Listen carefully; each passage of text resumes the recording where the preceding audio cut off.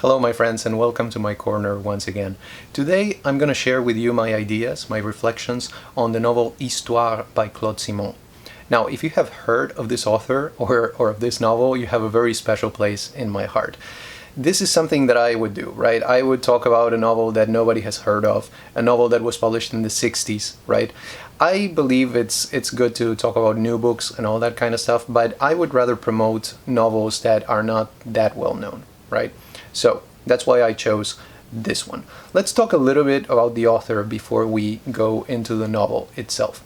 Claude Simon is associated with the Nouveau Roman movement, this movement of highly experimental, even iconoclastic authors that decided to go against some of the traditional ideas associated with the novel, some of the common elements that narrative has, such as plot, such as characters, such as setting.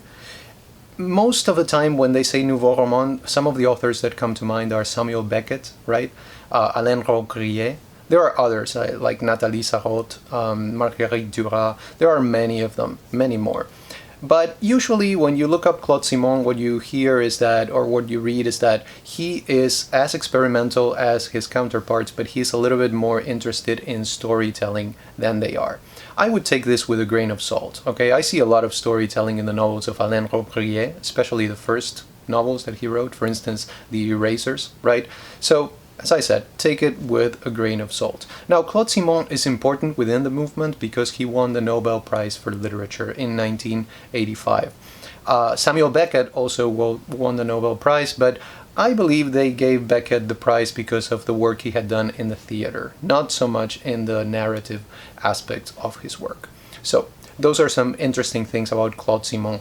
His most important novel is The Flanders Road from 1960, and here's what happened to me. I read The Flanders Road a long time ago when I decided to read at least one book by each winner of the Nobel Prize, and I loved it. It blew me away. So I went and I got every single book that I could find by Claude Simon. And the next thing I knew, I had like 10 books by him and I had not read a single one of them. And when I finally started reading them, I realized that The Flanders Road was a bit of a rare bird in his work. So keep that in mind if you are going to explore the work of Claude Simon. Histoire was published in 1967, okay? It's his 9th novel. So he already has quite a body of work by the time Simon publishes Histoire. And this novel won the Medicis Prize. I have not heard a lot about this prize. I have not really investigated it, I'll be honest with you. But it's an important novel within his body of work. It's also his longest novel. In the English edition, I believe it's maybe 340 pages or something like that. The Spanish edition, which is the one that I read, is about 300 pages in very small print. So we have a very long novel here. And the English version is translated by Richard Howard. So great translator too. He has translated many of Simon's works, and actually The Flanders Road was translated by him too. Now, very wisely, Richard Howard decided to leave the title of the novel in the original French. So the novel, if you look up the English version, you're going to see that the title is Histoire, just as it was in French.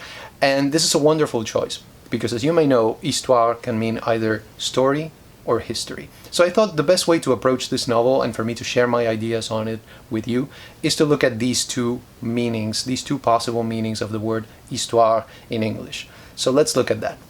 The first meaning of the word histoire that we're going to look at is story. And in this sense, the title of the novel is highly ironic, okay?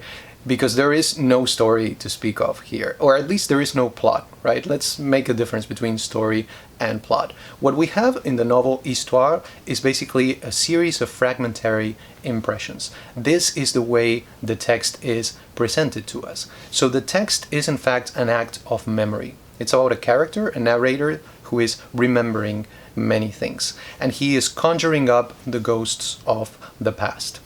Is Faulkner an influence on Claude Simon?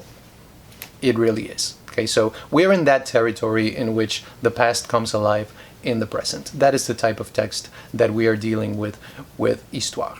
Now, of course, we have all these fragments, right? And it's very difficult to get into the quote-unquote story. And yes, there is no story there. And Of course, you're going to grab those fragments and put together some form of a story, because that's what we do. We are human, right? And we try to make sense of things. But that is not the purpose, per se, of the text. The text simply presents you with these fragments, and what we do as readers, because it's our impulse, is put those fragments together and try to make sense of them, try to put them, into a whole, try to kind of get the puzzle out of them. As usual, Simon gives us an epigraph to his novel, and the epigraph contains, in a way, the clue of how the novel should be read. In this case, the epigraph is by Rilke. This is one of his poems, and I'll just read the epigraph to you, and I am translating from a Spanish translation of a German text here, so we'll see what comes of that. And this is what it says. Something that overwhelms us. We organize it, it falls to pieces. We organize it again, and we ourselves fall to pieces. That is the clue to how this novel is to be read. So, I'll leave the rest to you, of course. The other possible meaning of histoire is, of course, history. Okay? And what the novel does in this aspect is to question the very validity of what we consider history. When you read a historical text, it is presented to you as a smooth text, right? As a straightforward narrative. But history is anything but smooth. It's anything but straightforward. There has been a whole process of selection and organization on the part of the historian, right? So you don't see the cracks in the text, you don't really see the lacunae, but they are definitely there. The novel is putting the whole concept of history as a discipline into question, right?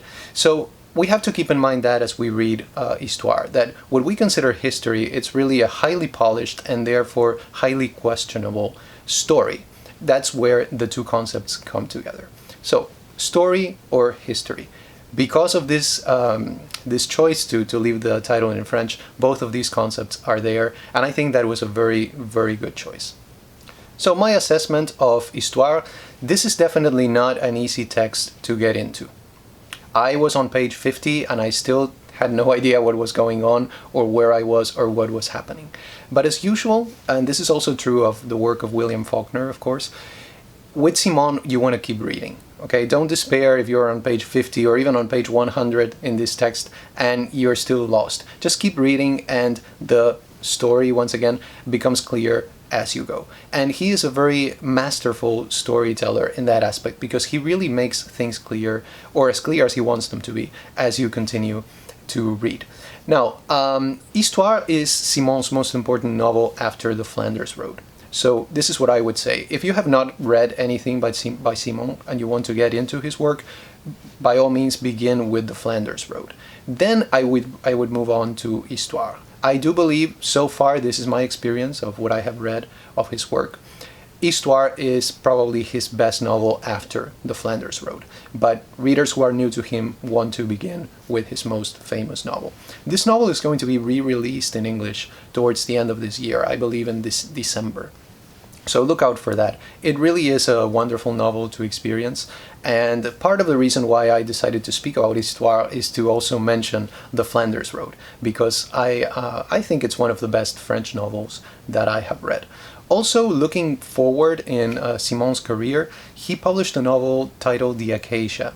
The Acacia is, in a sense, as far as we can speak of sequels in the work of Simon, is a sequel to Histoire. Histoire begins with the branches of an acacia that are seen through a window. So that gives you a clue that there's more to come in his work. And there are some events from past novels by Simon that are re-examined in Histoire and in other novels too. He likes to go back to things and re-examine the past, just as Faulkner does. So that's another item, another thing to look into when you're reading Claude Simon.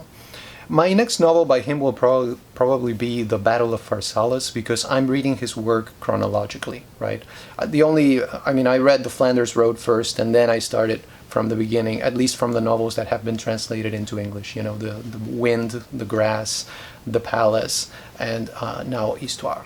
So I'll probably continue with The Battle of Pharsalus, and if I think it's worthwhile, I'll share my impressions on that novel with you here. So, those are my 2 cents on Histoire by Claude Simon. I hope you enjoyed this video on a novel that not many people have read, and I do hope you give the novel a chance if you can find a copy of it. Thank you so much for your time and have a wonderful day.